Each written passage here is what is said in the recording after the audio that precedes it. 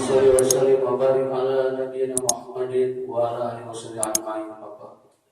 Faqala Allah ta'ala fil kitabil karim, ya ayyuhalladzina amanu taqullaha haqqa tuqatih wa la tamutunna illa wa antum muslimun. Ya ayuhan nasu taqu rabbakum alladzi khalaqakum min nafsin wahidah wa khalaqa minha zawjaha wa bassa minhuma rijalan katsiran wa nisaa'a wattaqullaha alladzi tasaaluna bihi wal arham innallaha kana 'alaykum raqiba. Ya ayyuhalladzina amanu taqullaha wa qulu qawlan sadida yuslih lakum a'malakum wa yaghfir lakum dzunubakum wa may yuti'illah wa rasulahu faqad faza fawzan 'azima.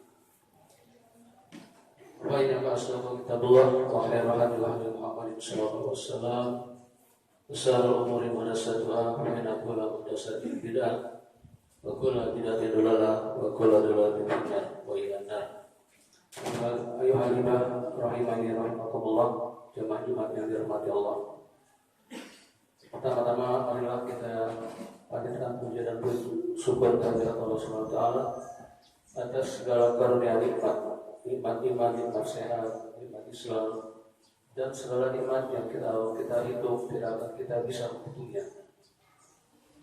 Salawat dan salam kita sampaikan kepada manusia berakhlak paling mulia, manusia pemimpin manusia di hari kiamat, Rasul pemimpin Rasul yaumul kiamat nanti, yaitu baginda Rasulullah SAW. Begitu juga kita sampaikan salam kepada keluarganya, para sahabat, radhiyallahu ajma'in, tabi'in, juga para ulama-ulama yang siqah di atas sunnah beliau. Dan kemudian ilmu-ilmunya sampai kepada kita selaku umatnya yang selalu kokoh di atas sunnah sallallahu alaihi wasallam, yang mengharapkan syafaatul uzma di yaumul kiamat nanti. Amin. Jemaah-jemaah yang dirahmati Allah, pertama-tama khatib berwasiat terutama untuk diri khatib sendiri, juga barangkali kepada jamaah sekalian, agar kiranya meningkatkan takwa kita kepada Allah SWT, agar segala sesuatu yang kita laksanakan sebagai ibadah dapat diterima oleh Allah SWT. Pada kesempatan ini saya coba menyampaikan hukum berburuk sangka dan mencari-cari kesalahan orang lain. Yang mana sebagaimana Allah berfirman, "Auzubillahi minasyaitonir rajim, ya ayyuhalladzina amanu istanibu katsiran minadh-dhanni inna ba'dadh-dhanni ismun wa la tajassasu."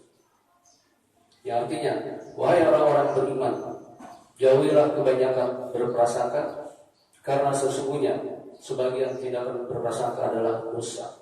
Dan janganlah kamu mencari kesalahan-kesalahan saudaramu sendiri. Dalam ayat ini terkandung perintah untuk menjauhi kebanyakan prasangka. Karena sebagian tindakan berprasangka adalah merupakan perbuatan dosa besar. Juga dalam ayat ini terdapat larangan berbuat tajassus. Apa itu tajassus? Itu mencari kesalahan-kesalahan orang lain, mencari kesalahan-kesalahan saudara kita, mencari kesalahan-kesalahan teman-teman kita. Ini dilarang di dalam ayat tersebut. Yang mana hal itu efek samping dari berburuk sangka, sehingga kita mencari-cari kesalahan-kesalahan. Itu tidak boleh. Ya, dilarang, sangat dilarang oleh Allah SWT. Rasulullah SAW bersabda, "Iyyakum wa zanna fa inna zanna akzabul hadis. Wala tahassasu wala tajassasu wala tahasadu wala tadabbaru wala tabaghun wa kunu ibadallahi ikhwan." Yang artinya, berhati-hatilah kalian dari tindakan berprasangka buruk, karena berprasangka buruk adalah sedusta-dustanya ucapan. Janganlah kalian saling mencari kesalahan-kesalahan atau kejelekan orang lain, saling memata-matai, saling mendengki, saling membelakangi, dan saling membenci. Wa kunu ibadallahi ikhwana.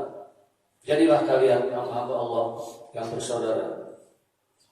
Hadis sahih diriwayatkan Imam Bukhari dan Muslim. Pada suatu kesempatan Amirul Mukminin Umar bin Khattab berkata, "Janganlah engkau berprasangka terhadap perkataan yang keluar dari saudaramu yang mungkin, kecuali dengan prasangka yang baik, husnudzon. dan hendaknya engkau selalu membawa perkataannya itu kepada prasangka baik. Nah, di sini sahabat Umar bin Khattab juga menekankan agar kita tidak selalu berprasangka buruk dengan ucapan-ucapan saudara kita yang mukmin. Bukan karena disebutkan mukmin dan kepada yang lain pun kita boleh berprasangka buruk, tidak boleh. Terhadap kaum non muslim pun kita tidak boleh berprasangka buruk, kecuali kalau memang nyata-nyata dia menampakkan keburukannya. Imam Ibnu Katsir menafsirkan perkataan Umar di atas ini ketika beliau membawakan ayat Hujurat yang tadi Anda sampaikan di atas. Ulama salaf Bakar bin Abdullah Al-Muzani dalam kitab Tahzib Al-Tahzib berkata, hati-hatilah kalian terhadap perkataan yang sekalipun benar kalian tidak diberi pahala. Ana ulangi, hati-hatilah kalian terhadap perkataan yang sekalipun benar kalian tidak diberi pahala. Namun apabila kalian salah, kalian berdosa. Perkataan tersebut adalah berprasangka buruk terhadap saudaramu. Sebagaimana dalam sebuah hadis Nabi SAW yang diriwayatkan dari Abu Musa Al-Asy'ari radhiyallahu anhu, beliau bertanya kepada Rasulullah, "Ya Rasulullah, siapakah kaum muslim yang paling baik?" Kalau Rasulullah berkata, seorang muslim yang baik yang tidak mengganggu orang lain dengan lisan atau tangannya, man salima muslimuna min lisanihi wa yadihi. Hadis riwayat Bukhari Muslim. Jamaah Jumat yang dirahmati Allah. Untuk itu maka berhati-hatilah terhadap lisan, karena sebuah ucapan bisa menjerumuskan kita ke dalam api neraka. Apabila kita tidak mengetahui sebuah perkara dengan pasti, sebaiknya kita diam. Dan janganlah kita mengucapkan perkataan yang menyakiti hati orang lain, sekalipun itu hanya bercanda. Sebab di akhirat nanti, apa yang kita ucapkan dari lisan kita, apa yang kita perbuat dari anggota badan kita, maka itu akan diminta pertanggungjawaban oleh Allah SWT. Sebagaimana Allah berfirman, "Ma yalfizu min qawlin illa ladaihi raqibun atid." Ya, artinya tidak ada suatu kata yang diucapkan melainkan ada di sisinya malaikat pengawas yang selalu siap mencatat.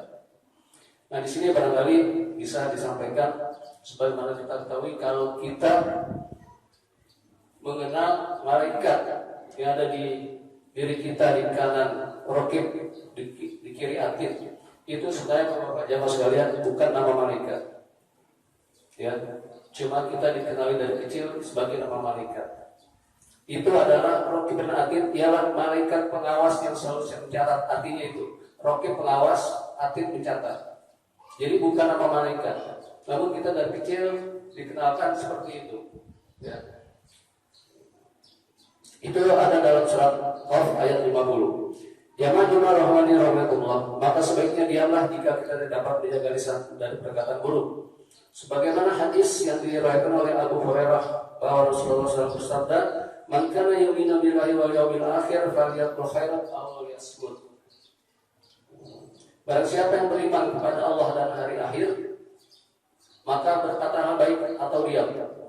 Artinya jika kita tidak dapat berkata dengan baik, sebaiknya kita tahan ucapan-ucapan yang tidak baik itu. Itulah tandanya orang beriman kepada Allah dan hari akhir.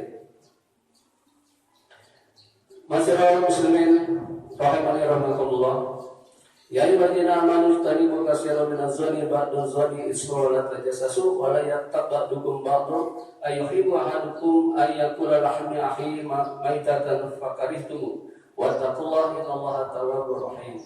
Wahai orang-orang beriman, jauhilah banyak prasangka, sesungguhnya sebagian prasangka itu dosa. Janganlah kamu mencari kesalahan orang lain, dan jangan di antara kalian menggunjing sebagian yang lain. Apakah di antara kalian suka memakan daging saudara yang sudah mati? Tentu kalian akan merasa jijik. Wattaqullah, bertakwalah pada Allah, sesungguhnya Allah Maha penerima taubat, Maha penyayang. Dalam Sahih Musnad dari Sunan Abi Dawud dari Anas bin Malik radhiyallahu anhu berkata, bahwasanya Rasulullah SAW bersabda, tatkala aku dimi'rajkan,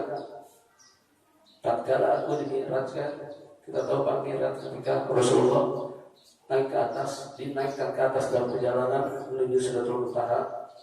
Rasulullah berkata, aku berpapasan dengan kaum yang kukunya dari tembaga, lalu mereka mencakar wajah mereka dan dada mereka. Ya, jadi Rasulullah ketika mau ke Sidratul Muntaha melihat samping kirinya itu ada kaum yang kukunya panjang, mencabik-cabik mukanya, mencakar-cakar mukanya, dan juga dada-dadanya. Kemudian Rasulullah bertanya pada Jibril, siapa mereka wahai Jibril? Jibril berkata, mereka adalah orang yang memakan daging manusia karena mereka menggibah, ya, karena mereka menjatuhkan harga diri manusia ketika di dunia. Nauzubillah min dzalik. Ada ulama salaf mengatakan, artinya kita harus berbaik sangka pada saudara kita, murah senyum, karena kata masalah berkata, gigimu bukanlah auratmu, maka tersenyumlah pada saudaramu. Artinya janganlah kita berprasangka buruk dengan durjakan muka kita terhadap saudara kita.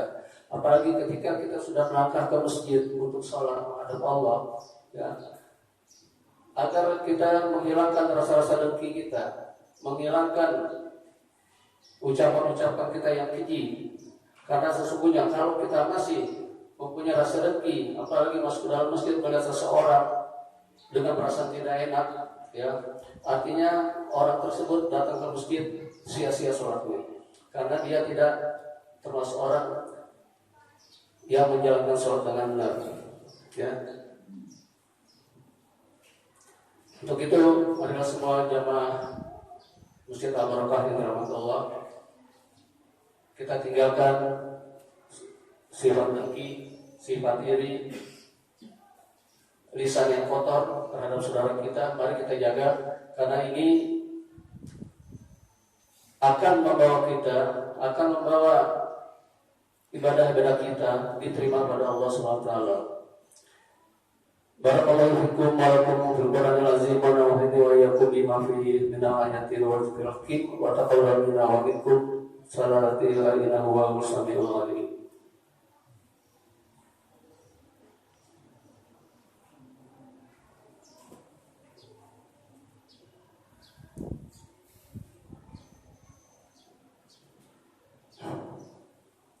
Alhamdulillah katsiran thayyiban barakan fihi kama yuhibbu rabbuna wa yarda. Asyhadu an la ilaha illallah wahdahu la syarika lahu wa asyhadu anna Muhammadan abduhu wa rasuluh.